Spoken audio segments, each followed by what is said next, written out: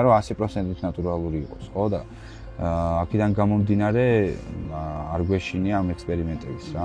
ჩვენ ვფიქრობდით რომ ანუ ჩვენი მეთოდი უფრო დიდხანს გაკაჩავდა და გაამართლა. ხო და გაქრებიან მეორე დღესვე იმ საღამოსვე ჩამოცვიდებიან. მაგრამ არსებობს პრეპარატი, რომელიც ამ პრობლემას აგვარებს. ეს არის MRT. ჩვენი დამზადებული. ეს არის კომპოსტი თქვენი დამზადებული. ასტერიქსი, ობელიქსი. და ეს თვენახევრის წინ იყო, აქ რასაც ხედავთ, ან აქ არ ვიცი რომ მხარეს იქნება. არანაირი აწყალებული რა. ამას შეება ზუსტად ის კომპოსტი. არ ჭირდება ამას შიში და დაზაბულობა რა. პირიქით გაგიხარდეთ თუ პრობლემები შეიქმნება საქმეში რა. თუ არ გაქვს პრობლემები, მაშინ უნდა შექმნა. ჩვენი საყვარელი ტესტი, ხრაშუნის ტესტი გაიარა. წვიმვალია შესანიშნავი წვნიანი.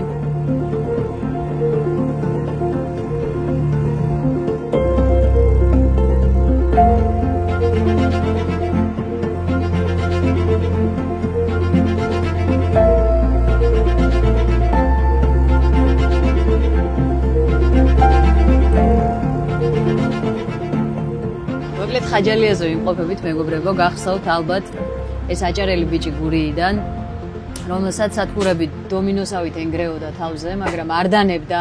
გიომ მოგწერა, რომ აი უკვე მაგარი ამბები ხდება ჩემს სათბურებშიო. ხო და ჩვენც ვერ მოვითმინეთ და წამოვედით, მაგრამ წამოვედით საღამოს, ახლა არის საღამოს 6-7 საათი 8 იწყება მგონი. ყველაზე კომფორტული დროა კიტრზე სასაუბროთ და კიტრის დასაკრეფად. კი ბატონო. ხო და ძალიან მიხარია რომ ესეთ მცირე დროში უკვე მეორედ მოგვიყვანე ისეთი მაგარი შედეგები დადე ჩემო გიორგი. როგორი თვენახევარი გაიარე? წყნარი დამშვიდებული. არანაირი ხარვეზები არ მქონია, უბრალოდ ერთი პრობლემა ის იყო რა. წყალი. ისიც მოვაგვარეთ. ლიცენზია იყო საჭირო კომერციულ საქმიანობაზე.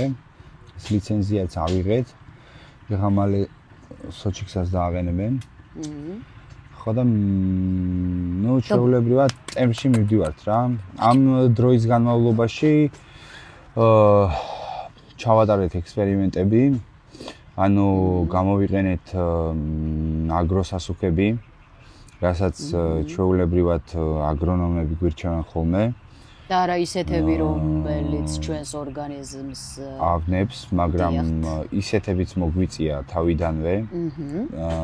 იქიდან გამომდინარე ცოდნა არ იყო. მოგვიწია ანუ ამ ჟელეების დამატება. რომ შევა ჟელეები. აგიჟებს რა. კიტრს. ანუ მცენარეს უხდება. მაგრამ ორგანიზმს რამდენად უხდება არ ვიცი. ეს კვლევისაგანია. ხო, ეს კვლევისაგანია, მაგრამ მე ვფიქრობ, რომ არც ორგანიზმს არ უხდება, არც ერთი ქიმიური შემადგენლობის ეს იგი რა ქვია, სასუქი პევავე არ უხდება და იქედა თავიდანვე ჩვენი მიზანი იყო, რომ ანუ ამის გარეშე ყოფილიყავით რა, ის რაღაცა ანუ აქვს კიტრს დაავადებები, ბუგრი, ჭრაკი და ასე შემდეგ რა. აგრონომები გვეუბნებიან, რომ ამას ვერ მოსპობთ ჩვენი პრეპარატების გარეშეო. მაგრამ აღმოჩნდა ტყუილი. ვა.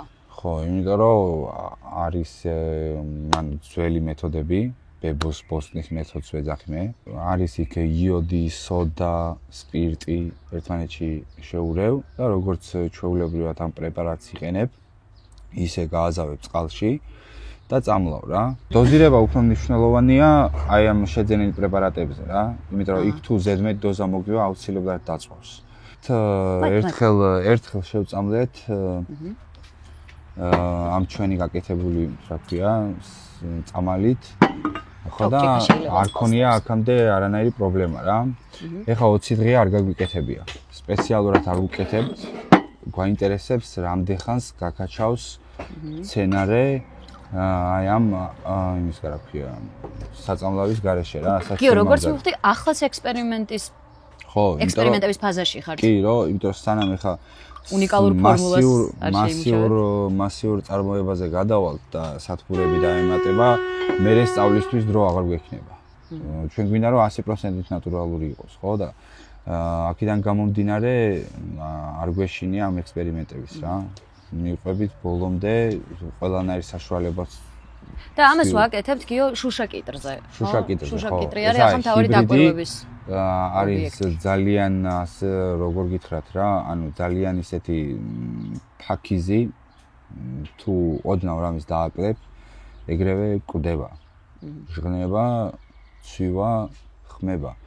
ხო და ჩვენმა ექსპერიმენტმა ეხა აგრონომები იძახიან, რომ ყოველ მერვე მეათე დღეს საჭიროა ბუგრზე, ტკიპაზე, ჭრაკზე დამუშავება. 20 დღეა არ მიმიცია, ეხა არ დამიმუშავებია. როცა ავიდა უკვე სიმაღლეზე და უკვე მოსავალი მოგცა, იმ დღიდან დავიწყეთ აი აგრონომების მიერ მოცემული ეს პრეპარატებით შეწამლო რა. შევწამლეთ 3ჯერ.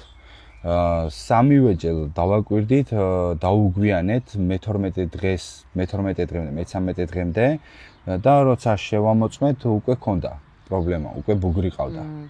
შევწამლეთ გაქრა ბუგრი, მერე ისევ 10 დღეში შევწამლეთ, მერე ისევ 10 დღეში შევწამლეთ და ანუ ეს ბალანსი იყო რა, რომ აღარ გაჩენილა.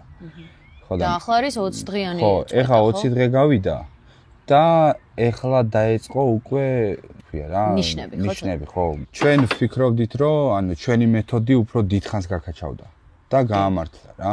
იმიტომ რომ გვეუბნებოდნენ, რომ ანუ ზოგადად ამბობენ, რომ ჰიბრიდს, როცა ჰიბრიდი გამოყავთ ლაბორატორიაში, ეს ჰიბრიდი გამოყავთ, ანუ კონკრეტულ პრეპარატებზე დაყრდნობით რა. ანუ ის რაღაც ბუგზე, ჭრაკზე და რაღაცეებზე დასამუშავებელი სპეციალური პრეპარატია.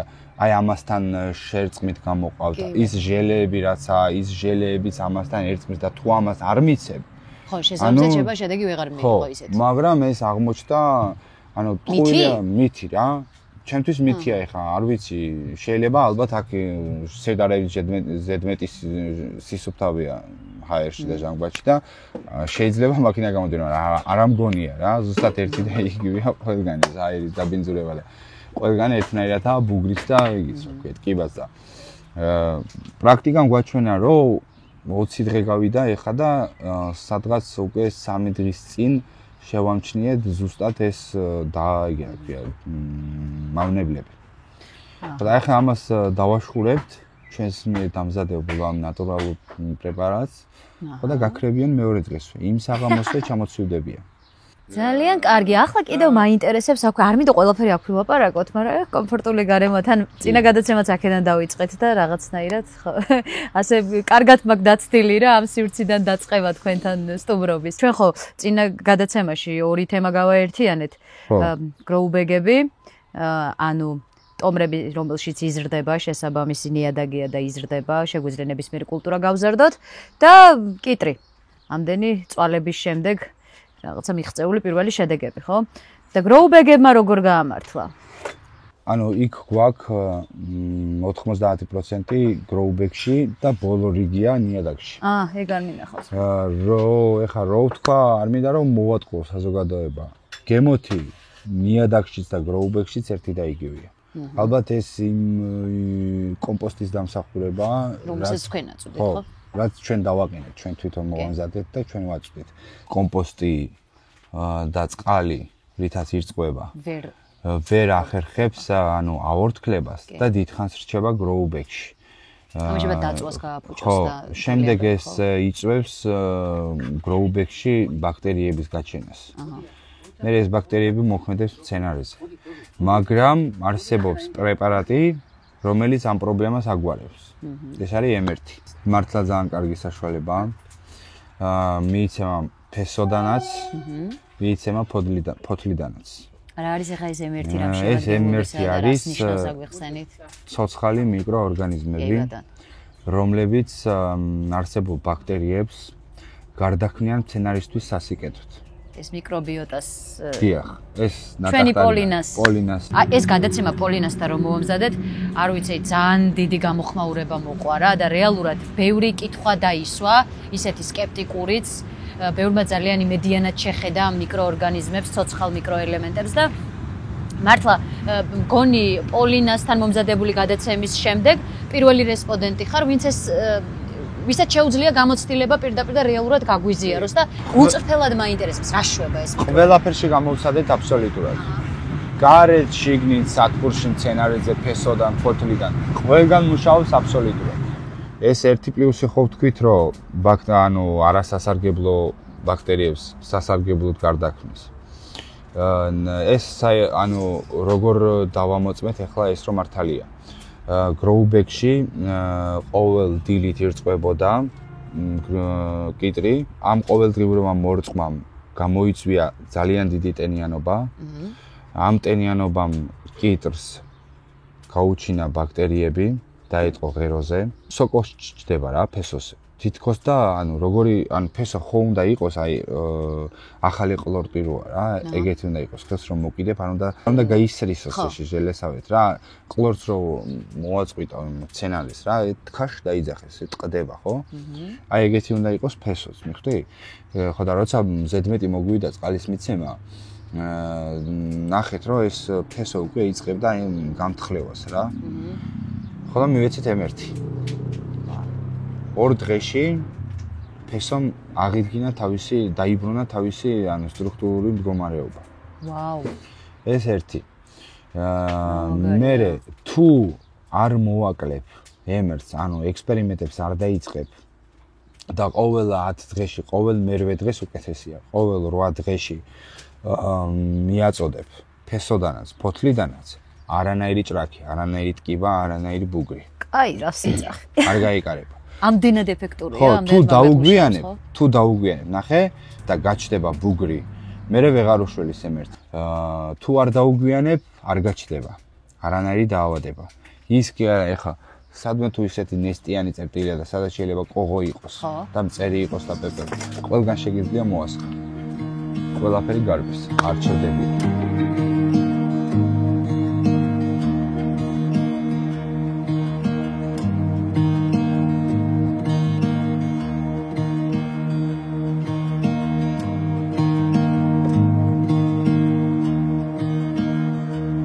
აქ ინახება ელექსირი ამ ყველაფრის. კი. ხო?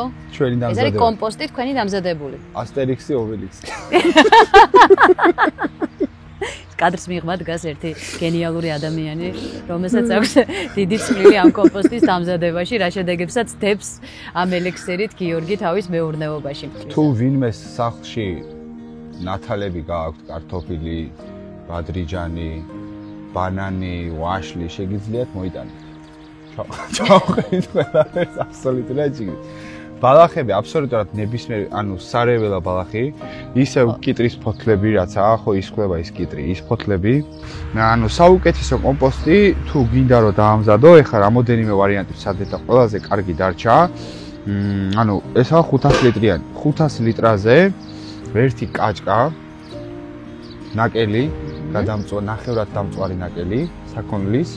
ერთი ასეთი ვედრო ქათმის კინტი 30%. ქათმის კლინტი, ლეგენდარული, ბრუნდება, იბრუნებს დიდებას. 30% გვიმრა, 30% ჯინჭარი და 70% წყალი და 70% ბალახი.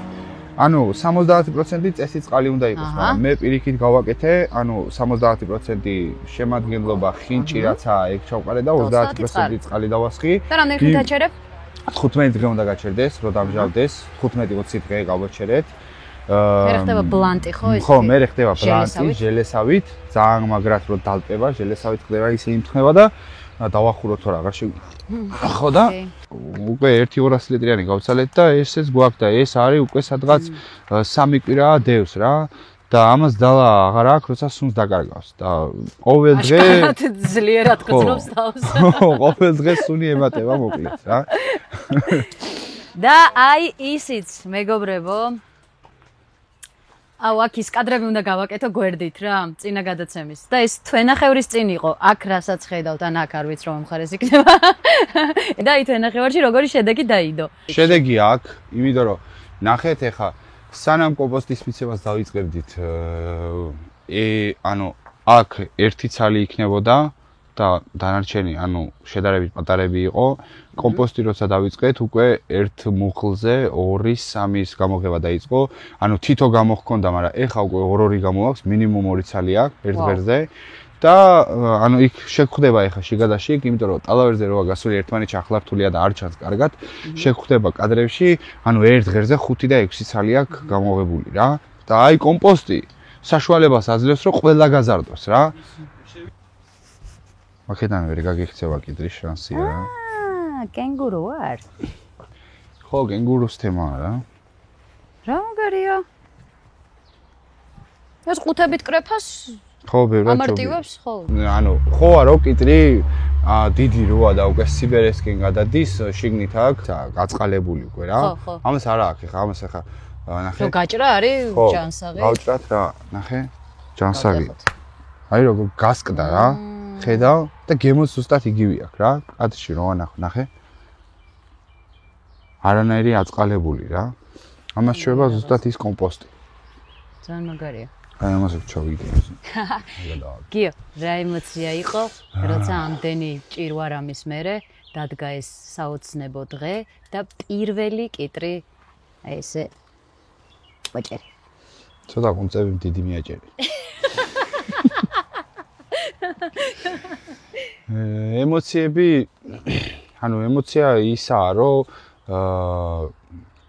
ანუ შრომა ამართლებს რა, დაუღალავი შრომა. არ უნდა გაჩერდე უბრალოდ რა, რასაც ვამბობდი, რომ არ გაჩერდები, იმუშავე ბოლომდე, მიაღწევ შედეგს.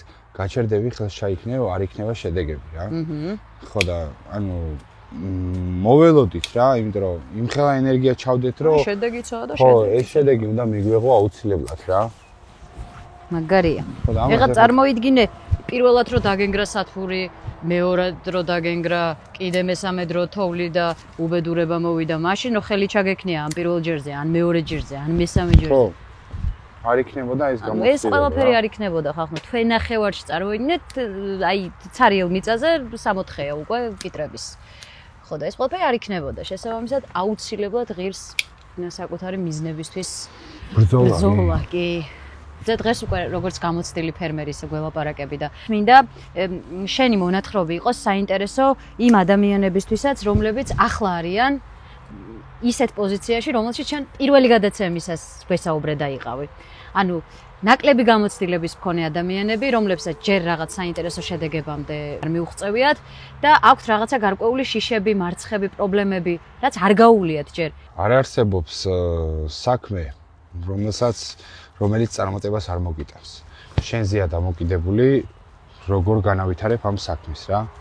ხო და შიში არაფერში არა. ანუ პრობლემები ყოველთვის არსებობს, გაუთვალისწინებელი პრობლემები, რომელსაც ვერ გათვლი და ანუ ისე შემოგხვდება გზაზე, რომ არც კი მოველოდები რა. ეგ არის ნორმალური. ანუ ეგ გასწავლის საქმეს, ურთიერთობას მცენარესთან, არ ჭირდება მას შიში და დაძაბულობა რა. პირიქით გაგიხარდეთ თუ პრობლემები შეიქმნება საქმეში რა. ეხლა ჩემთვის მეორე ეტაპი რა, როცა ეს მოილევა და დაითესება ახალი, ხო? ბევრად უფრო მაგარი შედეგები გვექნება, ბევრად უფრო ვიზუალურადაც ლამაზი იქნება, იმიტომ რომ ჩვენ ეხა ვისწავლეთ, რომ მაგალითად როცა დავიწყეთ გაკეთება და გავაკეთეთ ეს სინა გაუშვით, რომ აქ კიტრი უნდა ასულიყო და ეს ძაფები ვახვიეთ და რამდენი რაღაცა გავაკეთეთ რა. საერთოდ არ იყო ამდენი რაღაცა საჭირო რა. თან ისიც ვისწავლეთ, რომ მაგალითად ამას რო გააკეთებ. ხო. თავარი რაცაა ეს. ამასთან ერთად ეს ტალავერის ზაფის უნდა გააბა რა, რომ შეინარჩუნოს სინქრონი. თუ ამას ამ ტალავერის ზაფებს კიტრის გაზრდის შემდეგ გააკეთებ. როგორი რაღაცა გამოაიცი? ანუ ესე დაიხლართება ერთმანეთში. მიხვდი? თავიდანვე, ეხლა შემდეგ ეტაპზე თავიდანვე გავაკეთებთ ამას. როცა გავაკეთებთ ამ სინას, გავუშვებთ მავთულს, რომ ამაზე კიტრი უნდა გავიდეს, ამასთან ერთად, ანუ დავნომრავთ ზომებში, მიხვდი? და სინქრონულად გაკეთება, მიხვდი? და როცა უკვე შემოხვალ სათბურში, ეხლა მე ჩემთვის ეხლა ქაოსი აქვს რა. მე როცა შემოხვალ სათბურში, მე სინქრონი იქნება, მიხვდი? ყველაფერი თანმიმდევრობით იქნება ერთმანეთთან და სამუშაოთაც მე ადვილია რა. მიხვდი, იმიტომ რომ ეს კიტრი აგერ რო ადის ახლა და ძაფი აგერა და აქ არ უწევს რა.